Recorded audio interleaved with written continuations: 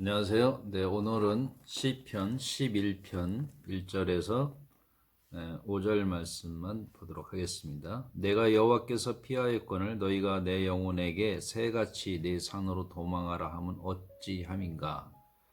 악인이 활을 당기고 화살을 시에 먹이며 마음이 바른 자를 어두운 데서 쏘려하는도다. 터가 무너지면 의인이 무엇을 하랴. 여호와께서는 그의 성전에 계시고 여호와의 보좌는 하늘에 있으며 그의 눈이 인생을 통촉하시고 그의 안목이 그들을 감찰하시도다. 여호와는 의인을 감찰하시고 악인과 폭력을 좋아하는 자를 마음에 미워하시도다. 아멘.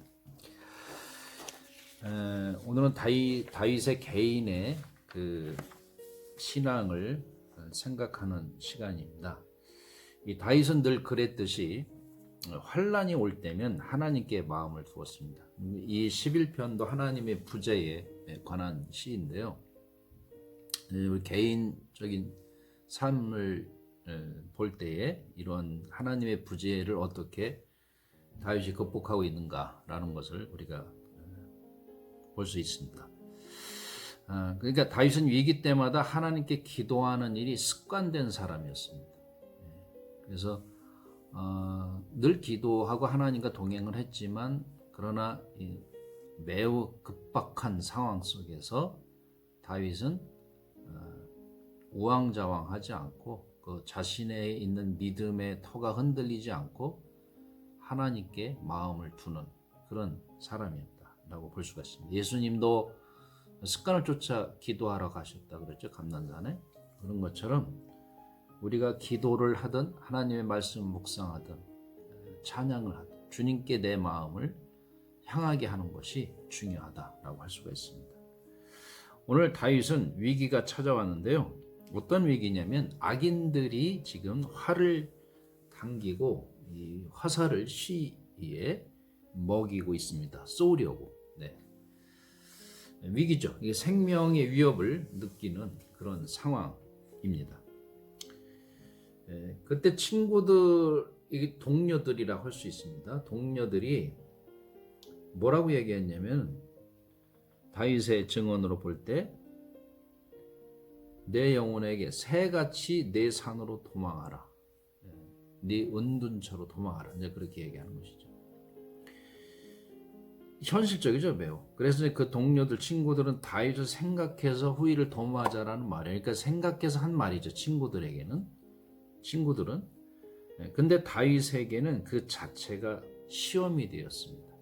여기서 말하는 시험은 고난이 아니고 어떤 테스트의 의미도 아닙니다. 여기서의 시험은 temptation, 유혹을 이야기하고 있는 것입니다. 그래서 이제 이 시험, 즉 유혹은 두 가지 면에서 참 괴롭습니다. 이런 유혹은 첫째는 유혹이 어려울 때 온다는 것인데 어려울 때 이러한 유혹이 더 강하게 온다는 것이죠.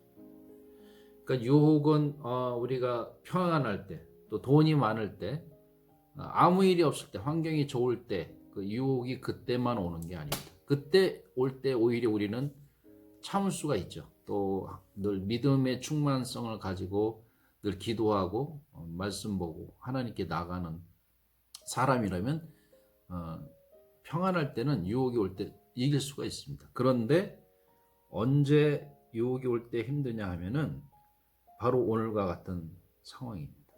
어려울 때 현실을 생각하라. 어려울 때. 그러니까 네 산으로 도망가라고 하는 자들의 말은 현실적이에요. 그들이 볼 때 다윗은 무모한 신념, 무모한 믿음을 가지고 고집을 부리는 것처럼 보였던 것입니다. 오늘날 우리들의 그 신앙인들에게서 흔히 볼 수 있는 이야기들이죠.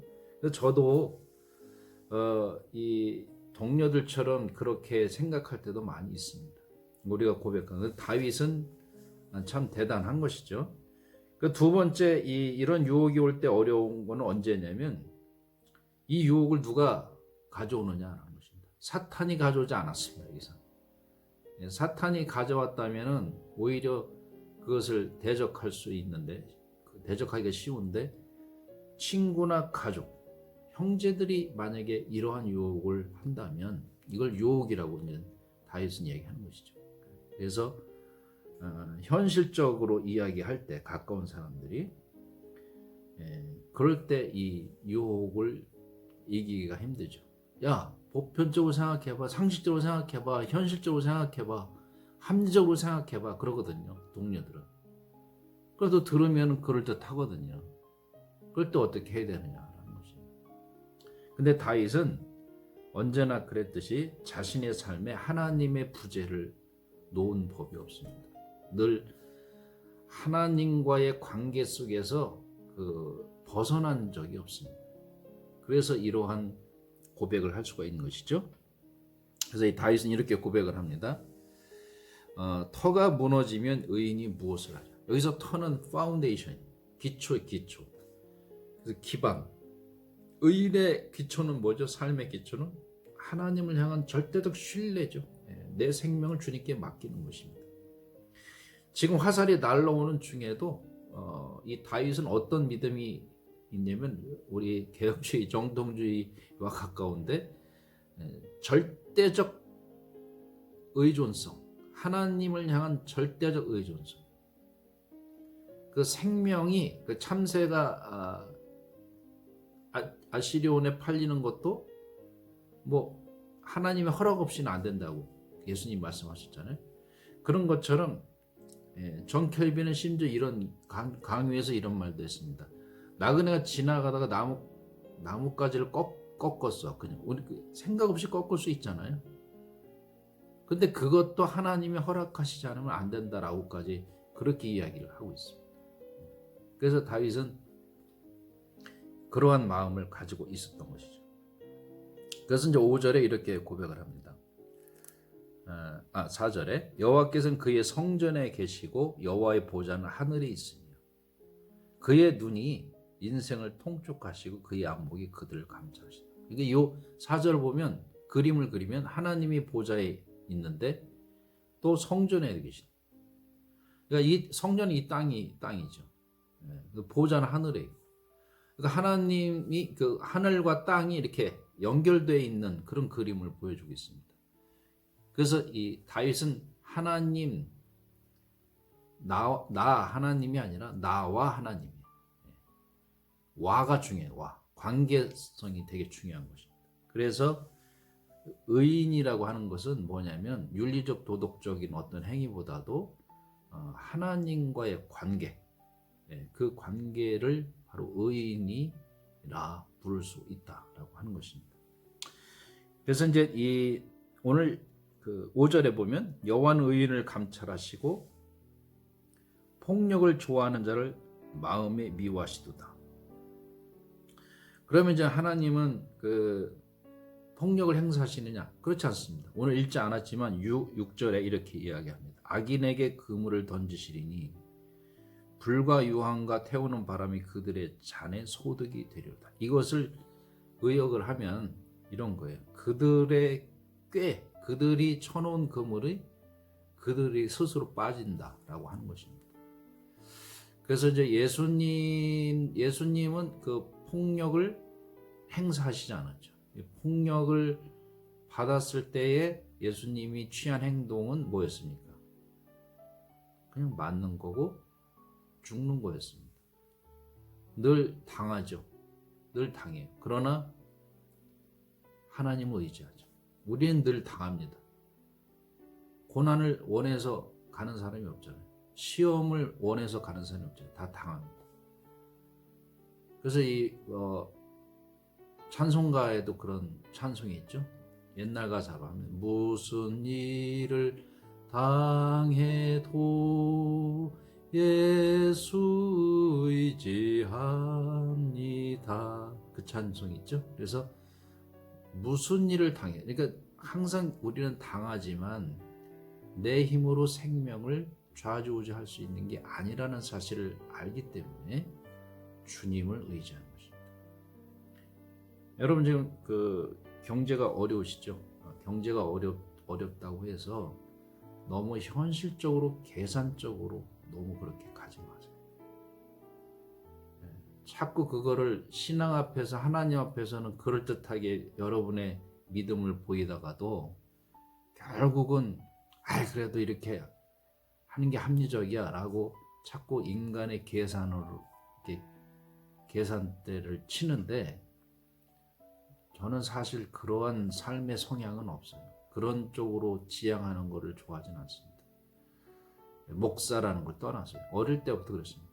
이 신학을 하기 전부터. 그러니까 하나님을 향한 이 마음은, 예수님이 그 광야에서 그 제일 먼저 당한 유혹이 이제 배고픈 상황이죠. 안 먹으면 죽을 수 있습니다. 죽을 수 있지만 그럼에도 불구하고 예수님은 자신의 생명을 하나님께 둔다. 그래서 그 떡을 거절하는 거죠. 돌덩이가 떡덩이가 돼서 만들 수 있는 능력이 있지만, 그러나 그것을 거절하신 이유는 자신의 생명은 하나님께 있다라고 하는 것을 예수님이 확정으로 보여주신 것이죠. 하나님이 폭력을 구약에 이렇게 보복하시고 하는 것 같은데, 그러나 예수님과 연결시키면 그렇지 않습니다. 예수님을 통해서 우리는 하나님을 재해석을 해야 됩니다. 문자적인 뜻들을. 그래서 예수님은 폭력을 행사하거나 어려움을 당했을 때 스스로 해결하려고 하는 것보다는 하나님을 의존하는, 그것이 파운데이션, 기초가, 삶의 기초가 되어 있다. 그래서 항상 그 행위는 하나님의 부재가 내 삶에는 없다. 내 삶에는 하나님의 부재는 없다. 라고 증언하신 거죠, 예수님. 오늘 다윗도 바로 그런 것입니다. 그래서 7절에 이렇게 얘기합니다. 여호와는 의로우사 의로운 일을 좋아하시나니 정직한 자는 그의 얼굴을 비우리라. 하나님을 본다라고 하는 것이죠. 누가 하나님을 보느냐? 이 믿음의 기초가 흔들리지 않는, 늘 하나님을 향해서 마음을 두는 그런 자들이 마침내 이 고난이 지나가면 하나님을 보게 된다라는 것입니다. 그래서 여러분, 오늘도 우리 함께 노력해요. 우리가 늘 바쁘고 또 이런저런 일이 많이 생겨서 우리의 마음이 자꾸 이렇게 여기저기 빼앗길 수 있거든요. 그리고 합리적이라고 그래서 또 이 보편적이라고 그래서 사람들의 말에 솔깃해서 그런 방법, 이런 방법, 저런 방법을 쫓아갈 때가 있습니다. 그러나 여러분의 마음은 하나님께 여러분의 생명과 삶을 드리는, 그래서 내 삶에는 하나님의 부재란 없다라는 것을 강하게 이 세상에 무신론자들 앞에서 나타내시고, 가까운 동료, 친구, 형제, 가족들이 그런다 할지라도 주님을 절대적으로 의존하는 그 모습을 보이면서 하나님이 살아계심을 증거하고 나타낼 수 있는 여러분 될 수 있기를 주의 이름으로 축복합니다. 네, 기도하겠습니다. 하나님 아버지, 우리의 믿음의 기초가 흔들리지 않게 하시고 또 무너지지 않도록 주님 인도하여 주옵소서. 내 삶에는 하나님의 부재란 없으며 언제나 연락하시는 그 하나님과 함께 대화하고 또 동행하며 삶의 문제를 헤쳐나갈 수 있는 주님의 자녀들이 될 수 있도록 오늘도 축복해 주옵소서. 예수 그리스도의 이름으로 기도하옵나이다. 아멘. 샬롬.